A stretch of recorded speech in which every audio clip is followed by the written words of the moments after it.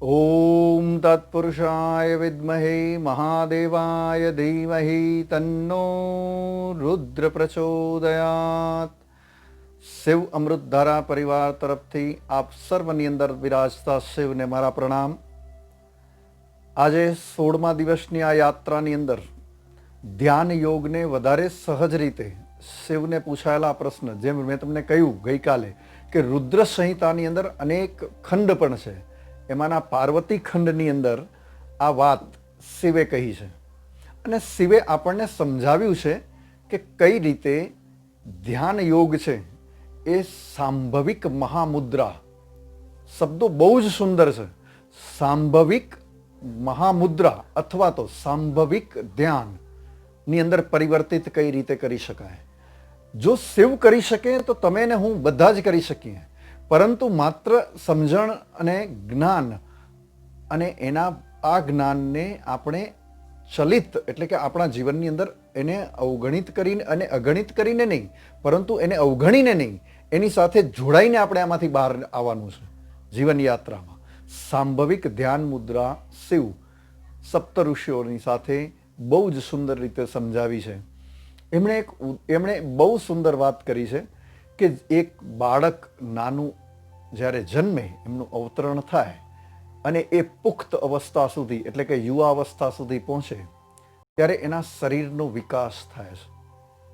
આપણે રોજ જોઈએ છીએ કે આપણું બાળક મોટું થાય છે, પરંતુ એ ક્યારે મોટું થયું, કેટલા સેન્ટીમીટર રોજ વધ્યું, એ આપણને દેખાતું નથી.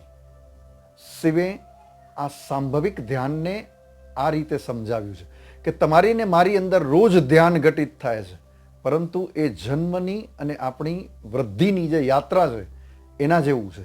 જો એના ઉપર આપણે ધ્યાન રાખવામાં આવે એટલે કે ધ્યાનને જો જાગૃત કરવામાં આવે તો જે યુવા અવસ્થા, કિશોર અવસ્થા, વૃદ્ધાવસ્થા આ શ્રેષ્ઠ બની જાય. નહીતર વૃદ્ધિ જે છે આંતરિક છે ક્રિયા, આ આંતરિક ક્રિયા એની મેળે થતી જાય છે. આપણે એને ખેંચીને બાળકને મોટું નથી કરતા, પરંતુ એ આપ મેળે પોતાના શરીરથી વધે છે. તો એનું મતલબ છે વધવું, કોઈ પણ ચીજનો ગ્રોથ, એનું પ્રોસ્પરસ થવું એ તો આંતરિક ક્રિયા છે. આ આપણે અહીંથી શિવ સમજાવ્યું છે. તો સાંભવિકતા છે ને જે આંતરિક છે, આ ધ્યાન જ્યારે જાગૃત થાય ને ત્યારે કઈ રીતે એને જાગૃત કરી શકાય, અને સાંભવિક ધ્યાન મુદ્રા અને ધ્યાન મહાયોગ કયો છે એને બહુ સહજ રીતે શિવે સમજાવ્યું. પહેલે એમણે આ વાતને આ રીતે સમજાવી છે કે એક બાળક જન્મ્યું તો એનો જે ગ્રોથ છે એ દેખાતો નથી, પરંતુ આંતરિક ગ્રોથ છે એ શારીરિક રીતે બહાર આવતો જાય છે.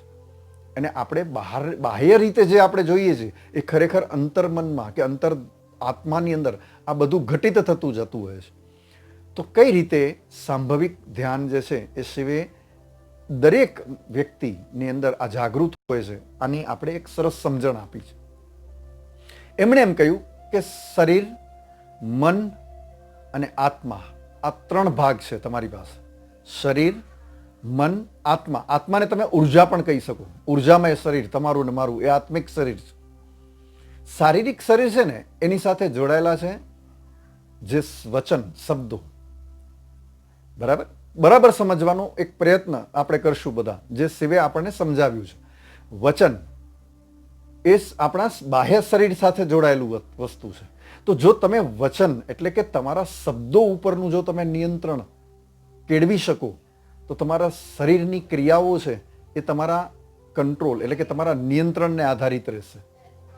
એવી જ રીતે વૈચારિક એટલે કે માનસિક જે યાત્રા છે એ મન સાથે જોડાયેલી છે. મનની અંદર અનેક અગણિત વિચારોનું સતત પ્રવાહ ચાલુ રહે છે. આને તમે ને હું અર્થઘટનની રીતે લઈ જઈએ છીએ. સારા, ખરાબ, યોગ્ય, અયોગ્ય, આની અંદર તમે ને હું અર્થઘટન કરતા જઈએ છીએ. જે વ્યક્તિ શરીર, બાહ્ય શરીર એટલે કે વિચારો ઉપર જે નિયંત્રિત કરી શકે, નિયંત્રણ લેવાની એક પ્રક્રિયા છે એ ધ્યાનથી જો કેળવી શકે તો એનું જે બાહ્ય આચરણ છે એટલે કે વિચારોને કારણે મન કેન્દ્રિત થાય. મન કેન્દ્રિત થવાને કારણે તમારું શરીર છે એ નિયંત્રણમાં આવે.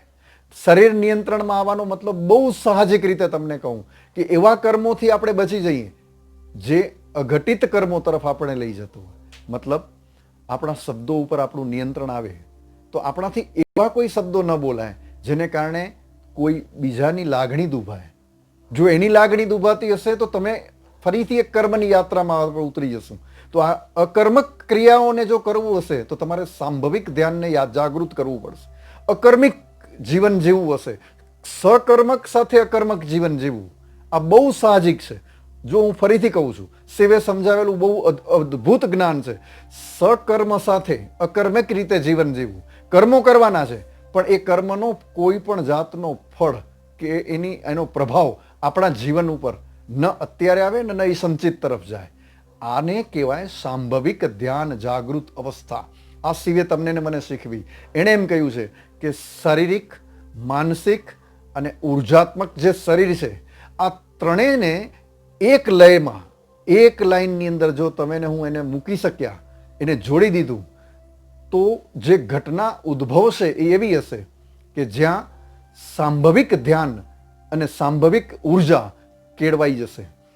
આનું અર્થઘટન બહુ સાહજિક રીતે શિવે એટલું જ કહ્યું છે કે માણસ સકર્મક બનીને અકર્મક જીવન જીવતો જાય. જે કંઈ પણ આવે એને સહર્ષ સ્વીકારે. ન તો મુક્તિ, ન મોક્ષની કલ્પના, ન મુક્તિની કલ્પના.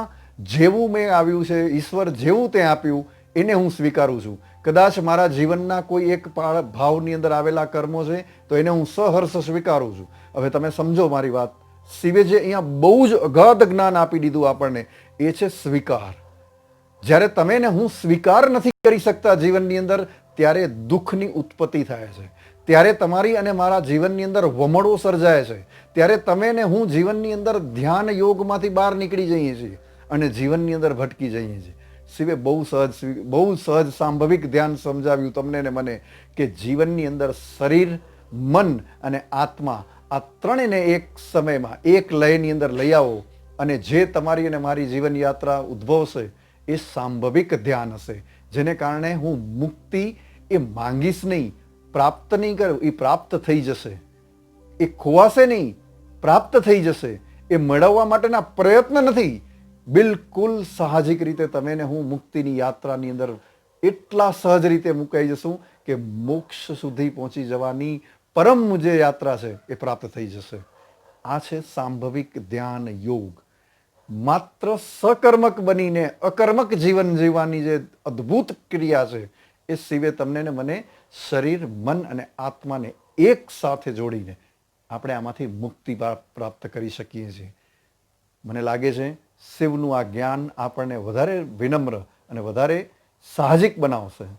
ઓમ નમઃ શિવાય. ઓમ નમઃ શિવાય. ઓમ નમઃ શિવાય.